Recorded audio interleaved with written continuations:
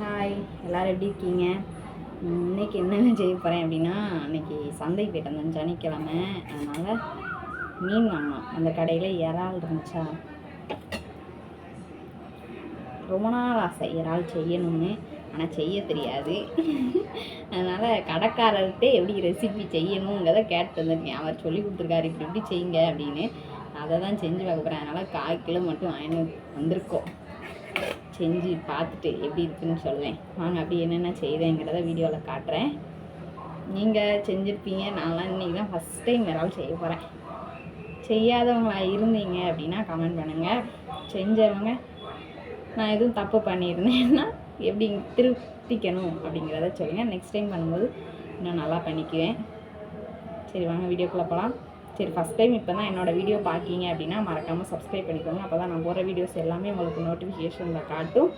வாங்க வீடியோக்குள்ளே போகலாம். எண்ணெய் ஊற்றிட்டேன். இப்போ அடுத்தபடியாக கடுகு கொஞ்சம் போட்டுக்கிட்டேன். அப்புறம் சோம்பு கொஞ்சம் போட்டிருக்கேன். இப்போ வெங்காயத்தை சேர்த்துருவேன். வெங்காயத்தை பொடி பொடியாக இப்படி நறுக்கி வச்சுருக்கேன். இதை தான் சேர்க்க போகிறேன்.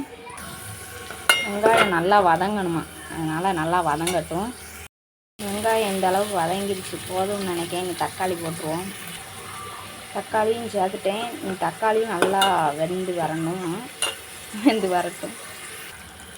தக்காளி இந்த அளவுக்கு வதங்கிடுச்சு. இங்கே கொஞ்சோண்டு தண்ணி ஊற்றி சிக்கன் பொடி போட்டு கொஞ்சம் நேரம் விடுங்கன்னு சொன்னார். அதனால் இங்கே கொஞ்சம் தண்ணி ஊற்றிக்கிட்டேன். கொஞ்சோண்டு தண்ணி ஊற்றி மசாலா பொடியெல்லாம் போட்டு கூட்டி வச்சுருக்கேன். இது நல்லா வற்றி வரட்டும். பாருங்கள், இந்த அளவுக்கு வந்துருச்சு. இந்த எண்ணெயெல்லாம் பிரிஞ்சு வந்துருச்சு. இனி கொஞ்சம் அதை சேர்த்துருவோம். இறாலை போட்டேன். ஆனால் இதை ரொம்ப நேரம் வேக வைக்காதீங்க. நான் ரொம்ப நேரம் வேக வச்சா ரப்பராக ஆயிடுமாம்மா.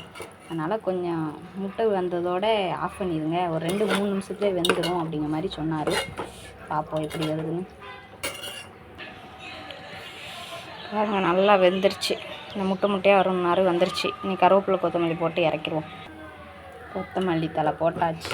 நான் அடுப்பு ஆஃப் பண்ணிட்டேன். அப்படியே வச்சுருவோம். ஆனால் இப்படி தான் வெந்து வருமா?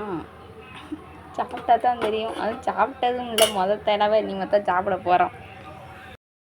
ஒரு வழியாக வச்சுட்டேன். ஆனால் எப்படி இருக்க போது என்னன்னு தெரியல. பார்ப்போம், சாப்பிட்டு பார்த்துட்டு வீடியோவில் காட்டுறேன். எடுத்திருக்கேன், டேஸ்ட்டு பார்க்க போகிறேன் எப்படி இருக்குன்ட்டு. எப்படி இருக்க போதுன்னு தெரியல. ஆனால் மீன் சாஃப்டாக இருக்க மாதிரி இருக்கும். ஆனால் இது எப்படியோ இருக்க மாதிரி இருக்கா, இல்லை நான் தான் அப்படி செஞ்சுட்டேனா?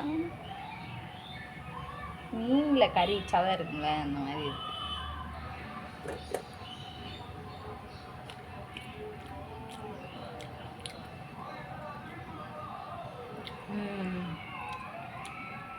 மீன் குழம்புல உள்ளதை சாப்பிட்டா எப்படி இருக்கும் அந்த மாதிரினா இது கொஞ்சம் வித்தியாசமாக நான் நல்லாயிருக்கு.